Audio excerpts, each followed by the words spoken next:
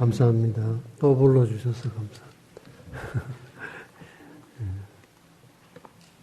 사실 은퇴하고 이렇게 몇 달 만에 한 번씩 설교하면 이게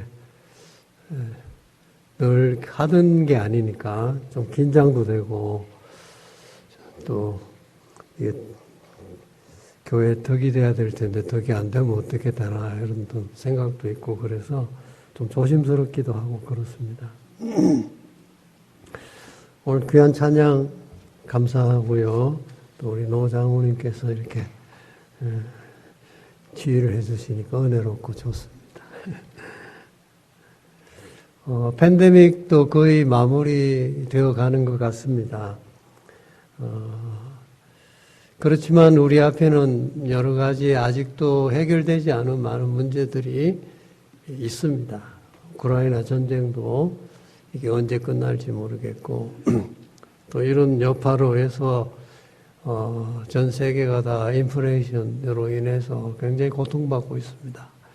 뭐 요새 밥값이 그냥 장난이 아니라 한 번씩 사 먹으러 가보면 와 이게 뭐 그냥 밥 한 그릇 먹고 나면 20불 넘어요. 예, 뭐 이렇게 간단한 거 국밥 이런 거 먹어도 예, 그렇고 팁까지 주고 나면 20불 넘죠. 이자율은 자꾸 오르고 집값도 떨어지고 경기는 침체된다 그러고 이게 언제 회복될는지 여러 가지 좋지 않습니다. 사실 우리 미래가 불투명한 이런 시대에 살고 있습니다. 어떻게 보면 우리가 인생을 살아가면서 이제 뭐 연세 많이 드신 우리 어른들이 이 교회에 참 많지만 뭐 그렇잖아요. 6.25로 겪었고 뭐 일제시대 때를 겪으신 분들도 계시죠. 뭐 정말 숱한 우리 한국사에 있어서 변곡점이 많았는데 그 모든 것들을 다 경험하시면서 여기까지 왔는데 참 우리가 살아가면서 늘 열려져 있는 것이 아니라 우리 건강이 닫혀져 있을 때도 있고 경제가 어려울 때도 있고 인간관계 때문에 마음 아파할 때도 있고 특별히 같이 사는 부부간에 남편과 아내가 서로 마음이 안 맞고 그래서 사니 안 사니 이렇게 참 이혼을 해야 되나 안 해야 되나 뭐 이런 생각까지 간다면 얼마나 참 어려운 관계 속에 들어가겠습니까? 그리고 때로는 우리 마음이 우울해져서 공황장애가 오기도 하고 정말 우리가 참 앞이 캄캄한 그러한 삶을 살아갈 때가 한두 번이 아닙니다. 오늘 말씀은 하나님께서 이런 우리들에게 우리의 앞길이 막혀 있을 때, 닫혀 있을 때 어떻게 이 문제를 사도 바울과 또 실라는 해결했는가 하는 것을 가르쳐 주시면서 우리도 그렇게 살아가면 우리 인생이 다 만만하고 녹록한 건 아니지만 그러나 하나님의 은혜로 하나님께서 열어주시는 기적과 같은 그런 놀라운 일들을 체험하게 되고 또 하나님께 영광 돌리는 그런 삶을 살아갈 수 있으리라고 생각해 봅니다. 바울과 실라가 2차 선교 전도 여행을 떠났습니다. 아시아 선교를 위해서 떠났죠. 주로 이제 에베소를 집중으로 해서 복음을 전할 생각을 하고 갔는데 하나님께서 드로아라고 하는 곳에서 환상을 보여주셨습니다. 마게도니아 사람이 바울을 향해서 부릅니다. 빨리 와서 우리를 도와달라고 하는 그런 환상을 봅니다. 이 환상을 보고는 바울이 기도하는 가운데 하나님께서 우리의 전도 일정을 아시아에 머물러 있기를 원치 않고 이제는 유럽 쪽으로 마게도니아로 건너가서 복음을 전하기를 원하시는구나 하는 것을 깨닫게 됩니다. 그래서 처음에 계획하고 온 것이 아니지만 이제 마게도니아 땅으로 건너갑니다. 첫 성이었던 빌립보성에 도착을 하게 되었습니다. 복음을 전하고 다니다가 한 조그마한 여자아이를 만났는데 귀신이 들려있는 것입니다. 바울이 볼 때 얼마나 안타깝고 불쌍했겠습니까? 저 영혼도 구원해야 되는데 저 속에 있는 귀신이 저를 지배하는 거구나.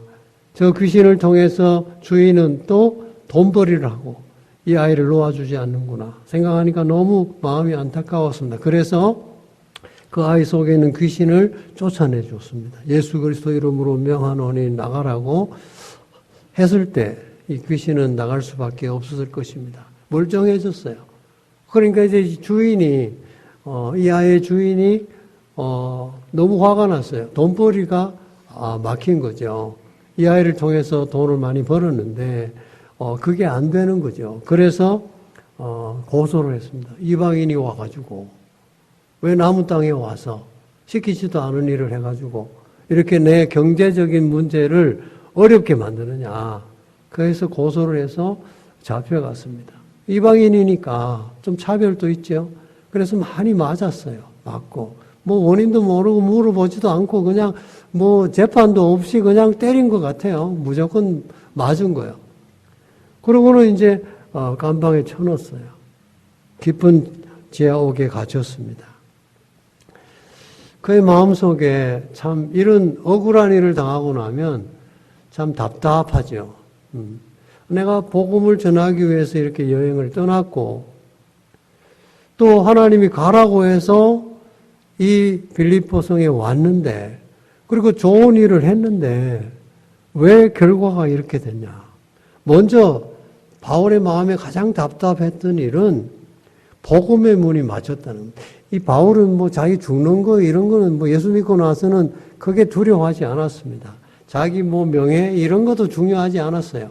정말 중요한 것은 자기 일생을 통해서 이 복음을 땅끝까지 전해야 되겠다는 그 일념 하나로 이렇게 전도 여행을 떠났는데 이 복음의 문이 갇힌 거죠. 여기서 잘못하면 죽을 수도 있는 거잖아요.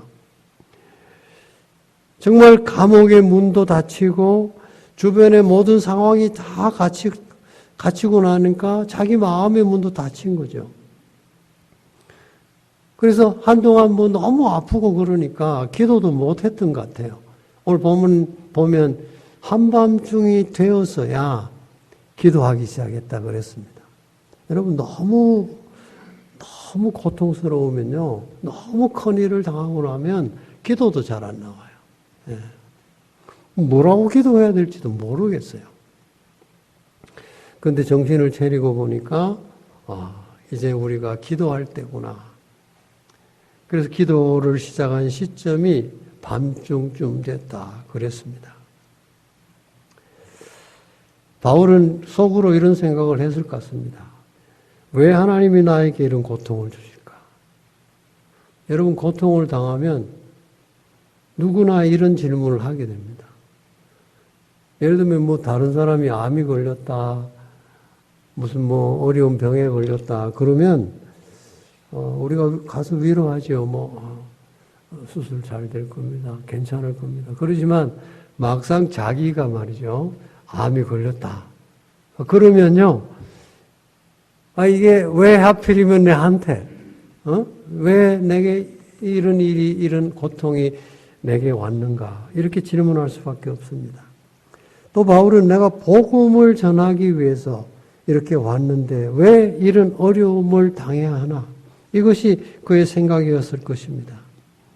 그런데 이런 모든 것이 갇혀있는 상황 속에서 바울은 기도하기 시작했습니다.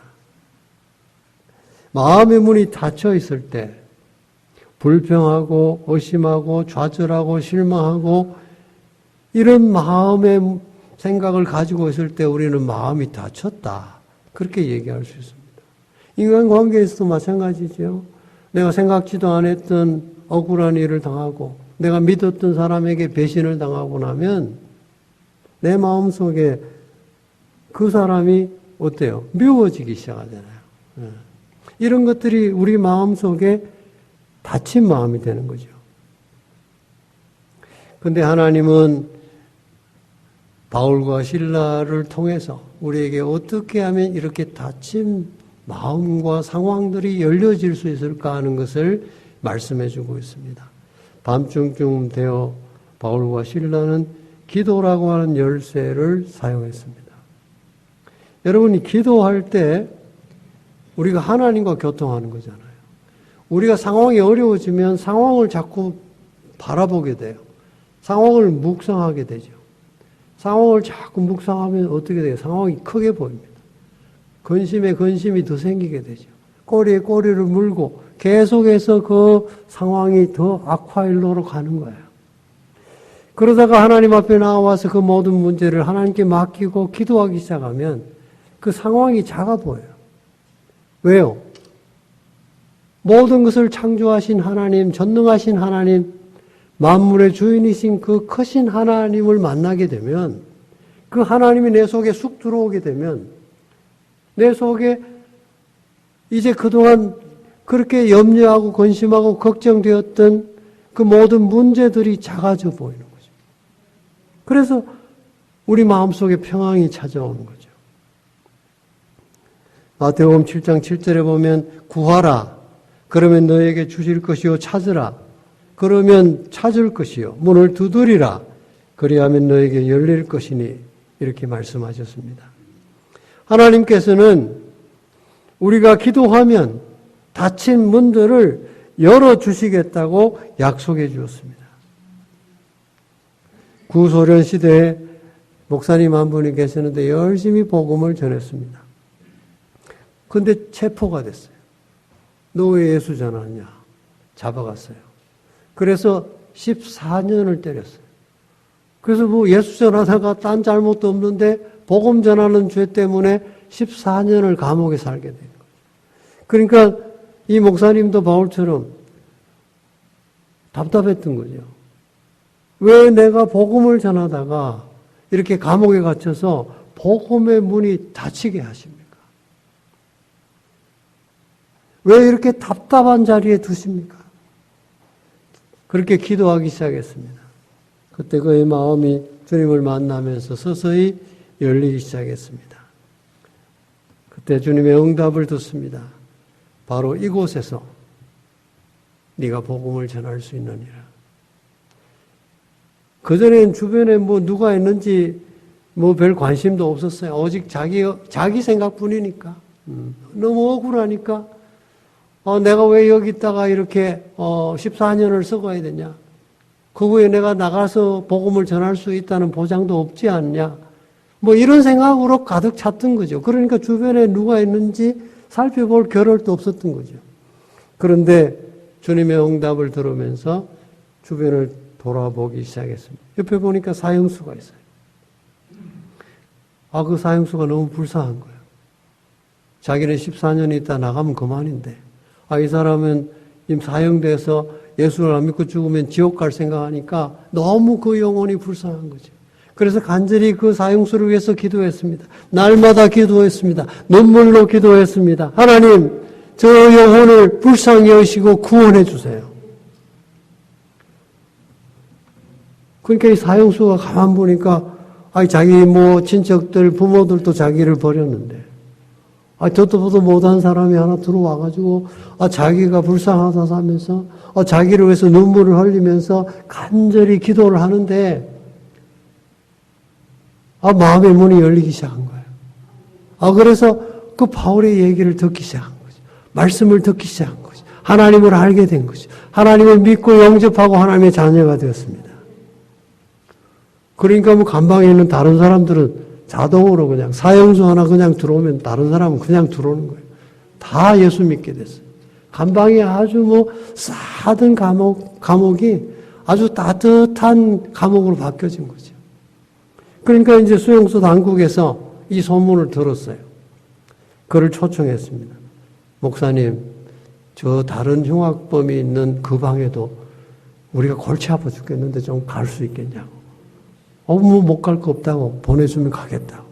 그래서 그 방에 가서 또 그 모든 사람들을 사랑해주고 기도해주고 또 그 사람들에게 복음을 전해서 예수를 믿게 했어요. 다니는 감방마다 다 복음의 역사가 일어나는 거예요. 14년이 됐어요. 많은 영혼들을 구원했습니다. 이제는 추록하면 돼요. 세상에 나가서 복음을 전하면 돼요.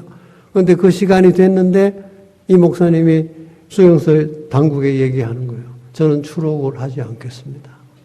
여기 있겠습니다. 여기 머물러 있게 해달라고. 이 자리가 하나님이 나를 보낸 자리라고. 집에다 편지를 해서 썼어요.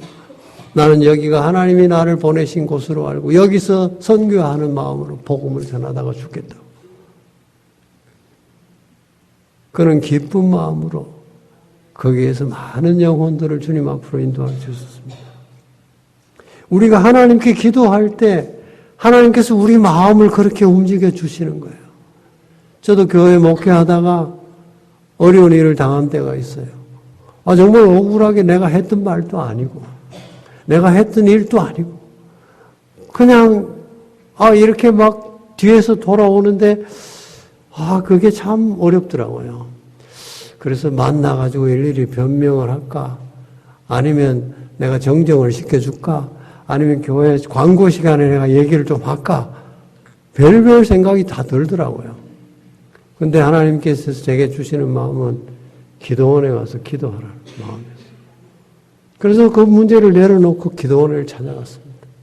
기도하는 가운데 하나님께서 제 마음속에 그렇게 내게 못되게 했던 그 사람들, 미흡잖아요? 그 사람들 참 미워지지 않게 해주시고 사랑할 수 있는 마음을 주셨어요.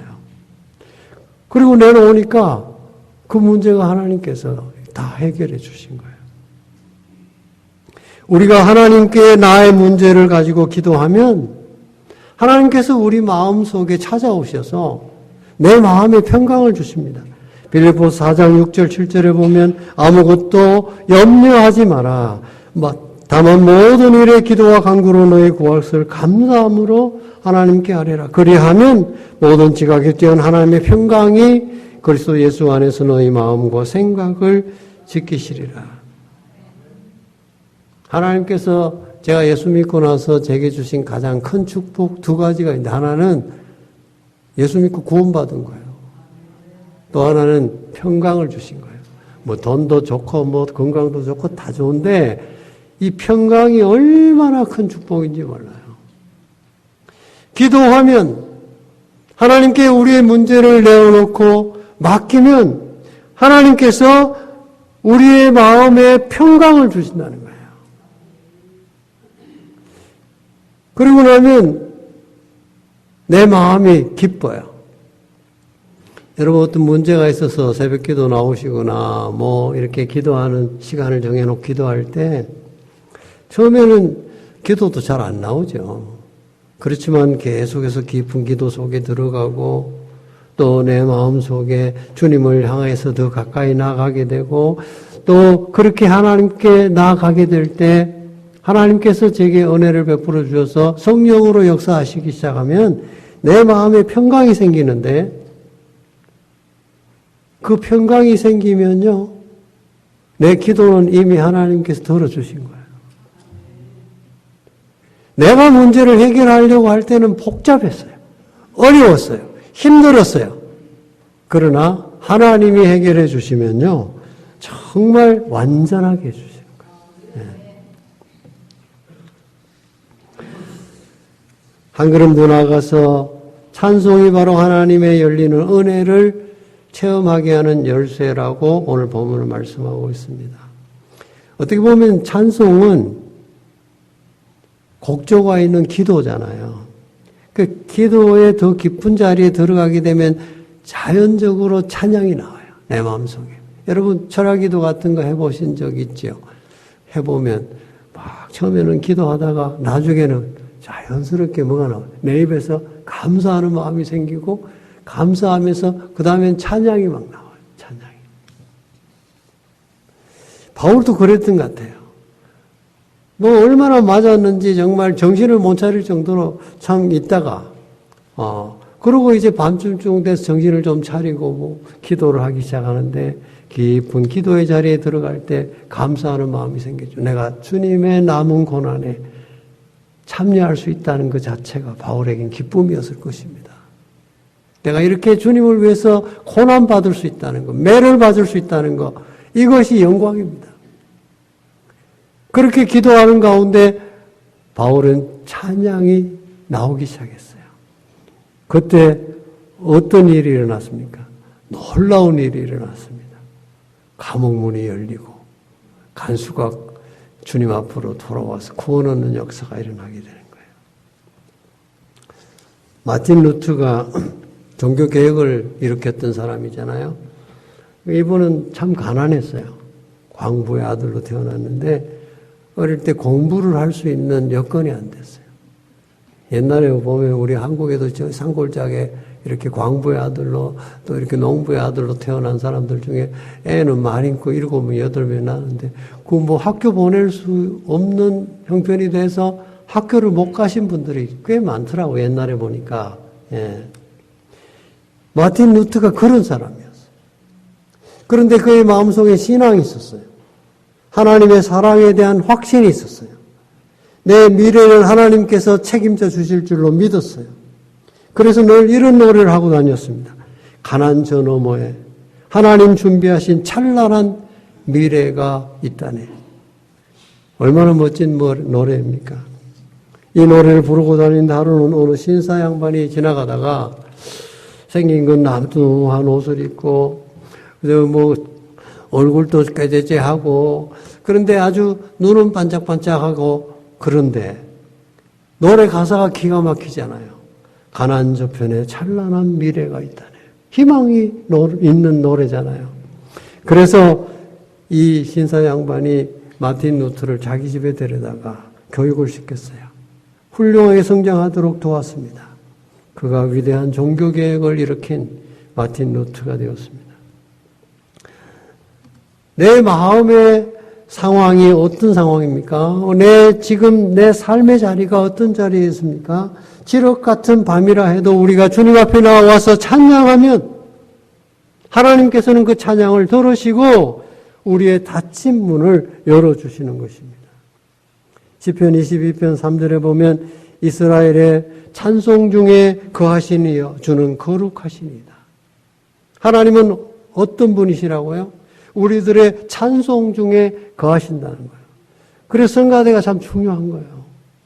우리가 예배 가운데 정말 중요한 시간이 찬양하는 시간이에요. 왜냐하면 그곳에 하나님이 거하신다 그랬잖아요. 그러나 내가 불평하고 원망할 때 그곳에 하나님이 거하실 자리가 없습니다.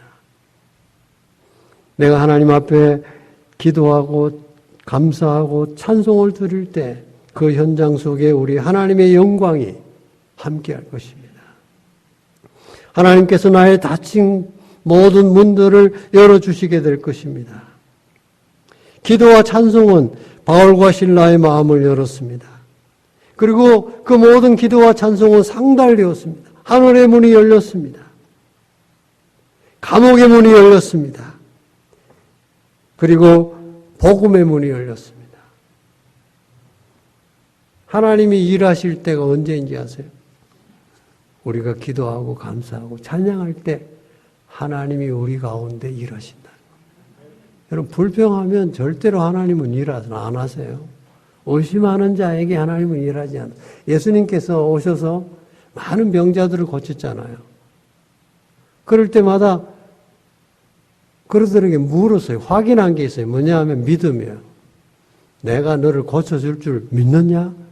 그걸 확인하셨어요. 아니 그걸 왜 확인을 꼭 하셔야 했어요? 그냥 오면 고쳐주면 되지. 그런데 믿음이 없는 자는 예수님께서 고쳐주지 않았어요. 의심하는 사람은 고침을 받지 못했습니다.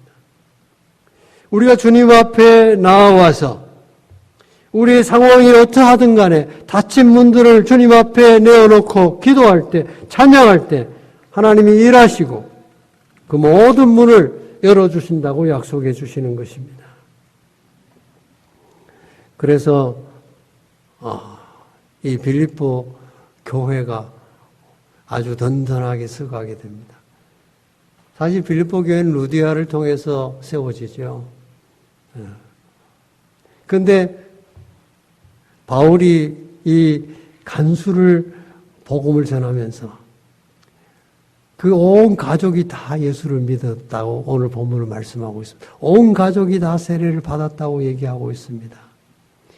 여러분 한 가족들 옛날 같으면 한 가족들 이렇게 일가 친척 다 모으면 몇십 명 되지 않습니까? 여러분 몇십 명이 갑자기 우리 교회 등록해 보세요. 여기 자리가 꽉 찰걸요. 부흥하는 거죠, 교회가. 그리고 그 사람들이 어떻게 예수를 믿었어요? 바울의 놀라운 기적을 보면서 예수를 믿게 되잖아요. 원래는 간수는 자살을 생각했던 사람이에요. 막 지진이 일어나가지고 간방문이 다 열렸어요. 막 무너져 내리고 뭐 깜깜해요. 그러니까 죄수들이 다 도망갔을 거라고 생각했어요. 그래서 칼을 빼서 내가 차라리 불명예스럽게 그렇게 내가 당하느니 죽는 게 낫겠다 생각하고 자결하려고 그랬다 그랬어요. 그때 바울이 잠깐 몸을 상하지 말라고 우리가 도망가지 않고 여기 다 있다고 얘기합니다. 그때 그 바울 앞에 무릎을 꿇습니다. 우리가 어찌해야 구원을 받겠습니까? 주 예수를 믿으라. 그리하면 너와 내 집이 구원을 받으리라. 이 간수의 집이 이 바울을 통해서 놀라운 구원의 역사를 맛보게 됩니다. 사랑하는 여러분, 하나님은 어떤 하나님이시라고 오늘 말씀하십니까? 여시는 하나님이라는 거죠. 우리 마음도 문도 열어주시고 우리 상황의 문도 열어주시고 경제적인 문제도 열어주시고 건강의 문제도 열어주시고 인간관계의 문제도 열어주시는 하나님이시라는 것이요. 우리가 하나님을 믿을 때 어떤 하나님으로 믿느냐고 하는 것은 대단히 중요합니다. 우리가 어떻게 고백하느냐고 하는 것이 대단히 중요합니다. 우리가 말한 대로 된다 그러잖아요. 우리가 하나님을 어떻게 믿고 고백하느냐에 따라서 우리 인생이 바뀌어집니다. 우리가 정말 살아계셔서 지금도 역사하시고 우리를 사랑하시고 우리 모든 닫힌 문들을 열어주시기 위해서 오늘도 이 시간 찾아오셔서 여러분의 마음의 문을 두드리고 계십니다. 요한계시록 3장 20절에 보면 볼지어다 내가 문 밖에 서서 두드리노니 누구든지 내 음성을 듣고 문을 열면 내가 그에게로 들어가 그로 더불어 먹고 그는 나로 더불어 먹으리라 그렇게 말씀하셨어요. 하나님이 강제로 막 이 마음 문을 열어라고 확 열지 않아요. 문을 두드리고 문이 열릴 때까지 기다리십니다. 오늘 이 시간 주님 앞에 나와서 우리의 닫힌 문들이 무엇인지 주님 앞에 다 내려놓고 기도할 수 있기를 바랍니다. 찬양할 수 있기를 바랍니다. 그럴 때 주님께서 여러분의 마음을 문을 열어주시고 이 닫힌 문들을 다 열어주실 줄로 믿습니다. 그렇게 귀한 이 축복이 이 한 주간 동안 우리 미래 대한인 장로교회에 속한 모든 성도님들 가정 위에 늘 충만할 수 있기를 축원합니다. 기도하겠습니다. 하나님 감사합니다. 저희들은 여러 가지 이유로 인해서 닫힌 문을 경험합니다. 건강을 잃을 때도 있고 경제적으로 힘들 때도 있고 인간관계가 어려울 때도 있고 그래서 답답하고 힘들고 어려워할 때가 있습니다. 그러나 오늘 이 시간에 주님 앞에 나와 이 모든 문제를 내려놓고 기도하면 감사하고 찬양하면 하나님께서는 우리 마음의 문을 열어주시고 우리 모든 상황의 문을 열어주셔서 해결해 주시겠다고 약속해 주었습니다. 하나님 아버지 귀한 하나님의 약속을 믿고 믿음으로 승리하는 한 주간 되게 하여 주시옵소서. 감사하고 예수님 이름으로 기도드리옵나이다. 아멘.